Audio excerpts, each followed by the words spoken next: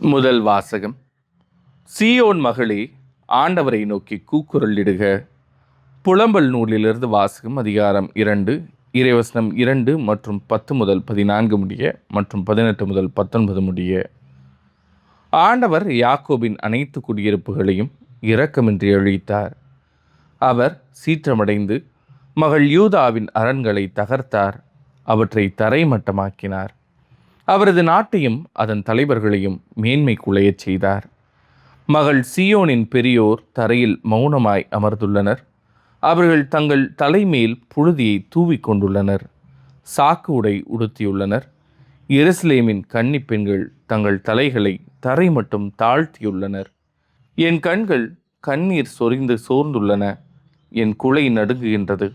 என் துயரத்தால் என் ஈரல் வெடித்து தரையில் சிதறுகின்றது. என் மக்களாகிய மகள் நசுக்கப்பட்டுள்ளாள். நகர் வீதிகளில் குழந்தைகளும் மழலைகளும் மயங்கி கிடக்கின்றனர். அவர்கள் தங்கள் அன்னையரிடம், அப்பம் திராட்சரசம் எங்கே என்று கேட்கின்றனர். படுகாயமுற்றோரைப் போல நகர் வீதிகளில் அவர்கள் மயங்கி வீழ்கின்றனர். தாய்மடியில் உயிர் விட்டவர் போல் ஆகின்றனர். மகளே எருசலேம், உன் சார்பாக நான் என்ன சொல்வேன்? உன்னை எதற்கு ஒப்பிடுவேன்? மகள் சீயோனே, கன்னி பெண்ணே, யாருக்கு உன்னை இணையாக்கி தேற்றுவேன் உன்னை? உன் காயம் கடலை போல் விரிந்துள்ளதே, உன்னை குணமாக்க யாரால் முடியும்? உன் இறைவாக்கினர் உனக்காக பொய்யும் புரட்டுமான காட்சிகளை கண்டனர். நீ நாடு கடத்தப்பட இருப்பதை தவிர்க்குமாறு உன் நெறிகேடுகளை அவர்கள் உனக்கு எடுத்துச் சொல்லவில்லை. அவர்கள் பொய்யையும் அபத்தங்களையும் காட்சியாக கண்டு உனக்கு பொய் வாக்கு உரைத்தனர். அவர்களின் இதயம் என் தலைவனை நோக்கி கூக்குரலிடுகின்றது. மகள் சீயோனின் மதிலே, இரவும் பகலும் வெள்ளமென கண்ணீர் பொழி. உனக்கு ஓய்வு வேண்டாம், கண்ணீர் விடாமல் நீ இருக்க வேண்டாம். எழு, இரவில் முதற்சாமத்தில் குரல் எழுப்பு. உள்ளத்தில் உள்ளதை என் தலைவர் திருமுன் தண்ணீரைப் போல் ஊற்றிவிடு.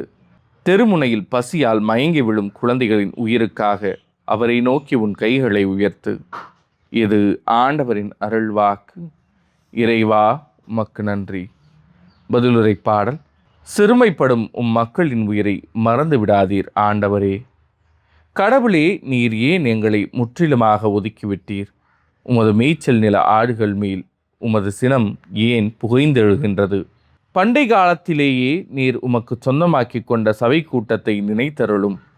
நீர் மீட்டு உமக்கு உரிமையாக்கி கொண்ட இனத்தாரை மறந்து விடாதேயும். நீர் கோவில் கொண்டிருந்த சீயோன் மலையையும் நினைவு கூர்ந்தருளும். சிறுமைப்படும் மக்களின் உயிரை மறந்து விடாதீர் ஆண்டவரே. நெடுநாள்களாக பாழடைந்து கிடக்கும் பகுதிகளுக்கு சென்று பார்வையிடுவீராக.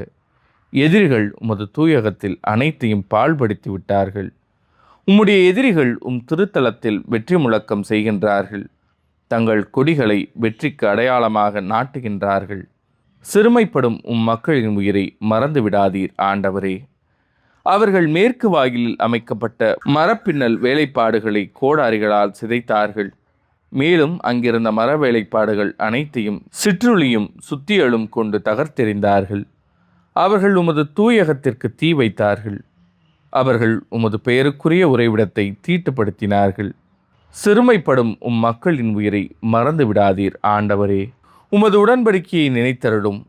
நாட்டின் இருளான இடங்களில் கொடுமை நடக்கும் குடியிருப்புகள் நிறைந்திருக்கின்றன. சிறுமையுற்றோர் மீண்டும் வெட்கமுறாதபடி செய்யும். எளியோரும் வறியோரும் உமது பெயரை புகழ்வாராக. சிறுமைப்படும் மக்களின் உயிரை மறந்து விடாதீர் ஆண்டவரே. நற்செய்திக்கு முன் வாழ்த்தொலி. அல்லேலூயா, அல்லேலூயா. அவர் நம் பிணிகளை தாங்கிக் கொண்டார், நம் துன்பங்களை சுமந்து கொண்டார். அல்லேலூயா. நற்செய்தி வாசகம். கிழக்கிலும் மேற்கிலும் பலர் வந்து ஆபிரகாம், ஈசாக்கு, யாக்கோபு ஆகியோருடன் விண்ணரசின் பந்தியில் அமர்வர். மத்தேயு எழுதிய தூய நற்செய்தியிலிருந்து வாசகம். அதிகாரம் 8, இறைவசனங்கள் 5 முதல் 17 முடிய. அக்காலத்தில் இயேசு கப்பர்நாகமுக்கு சென்றபோது நூற்றுவர் தலைவர் ஒருவர் அவரிடம் உதவி வேண்டி வந்தார். ஐயா, என் பையன் முடக்குவாதத்தால் மிகுந்த வேதனையுடன் படுத்து கிடக்கிறான் என்றார். இயேசு அவரிடம், நான் வந்து அவனை குணமாக்குவேன் என்றார். நூற்றுவர் தலைவர் மறுமொழியாக, ஐயா, நீர் என் வீட்டிற்குள் அடியெடுத்து வைக்க நான் தகுதியற்றவன். ஆனால் ஒரு வார்த்தை மட்டும் சொல்லும், என் பையன் நலமடைவான். நான் அதிகாரத்துக்கு உட்பட்டவன். என் அதிகாரத்துக்கு உட்பட்ட படை வீரரும் உள்ளனர். நான் அவர்களுள் ஒருவரிடம் செல்க என்றால் அவர் செல்கிறார், வேறு ஒருவரிடம் வருக என்றால் அவர் வருகிறார். என் பணியாளரை பார்த்து இதை செய்க என்றால் அவர் செய்கிறார் என்றார். இதை கேட்டு இயேசு வியந்து தம்மை பின்தொடர்ந்து வந்தவர்களை நோக்கி, உறுதியாக உங்களுக்கு சொல்கிறேன், இஸ்ரேலர் யாரிடமும் இத்தகைய நம்பிக்கையை நான் கண்டதில்லை. கிழக்கிலும் மேற்கிலும் பலர் வந்து ஆபிரகாம், ஈசாக்கு, யாக்கோபு ஆகியோருடன் விண்ணரசின் பந்தியில் அமர்வர். அரசுக்கு உரியவர்களோ புறம்பாக உள்ள இருளில் தள்ளப்படுவார்கள்.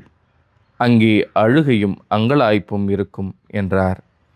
பின்னர் இயேசு நூற்றுவர் தலைவரை நோக்கி, நீர் போகலாம், நீர் நம்பிய வண்ணமே உமக்கு நிகழும் என்றார். அந்நேரமே பையன் குணமடைந்தான். இயேசு பேதுருவின் வீட்டிற்குள் சென்றபோது பேதுருவின் மாமியார் காய்ச்சலாய் படுத்திருப்பதைக் கண்டார்.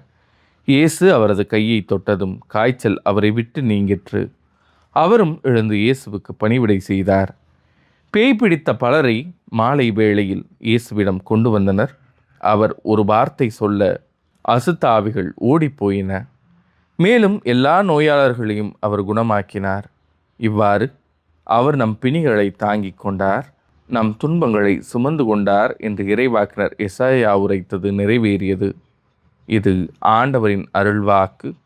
கிறிஸ்துவே உமக்கு புகழ்.